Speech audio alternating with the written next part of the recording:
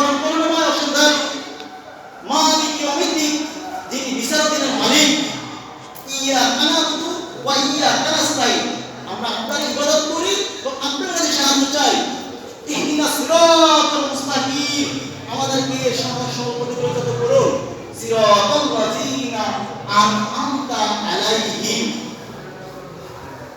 তাদের পথে যাদেরকে আপনি দয়া করেছেন, অনুগ্রহ করেছেন, তাদের পথে পরিচালিত করুন।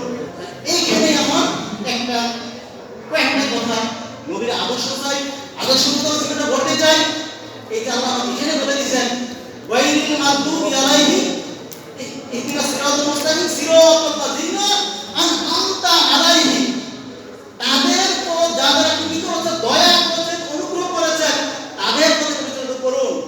আজকে আপনার কাছে আমার প্রশ্ন সবার কাছে যে এই যে দয়া অনুগ্রহ করুন, কাদের প্রতি দয়া এবং অনুগ্রহ করবে?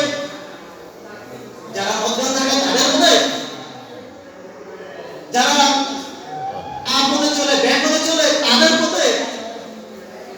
তার নবীর আদর্শ তো সেটাই যে আপনারা জীবনটা প্রস্তুত করে দয়া চান, সূরা ফাতিহা প্রত্যেক দিন পড়াবেন, প্রতি রাকাতে বলেন সূরা ফাতিহা পড়ে আল্লাহর কাছে চান যে আল্লাহ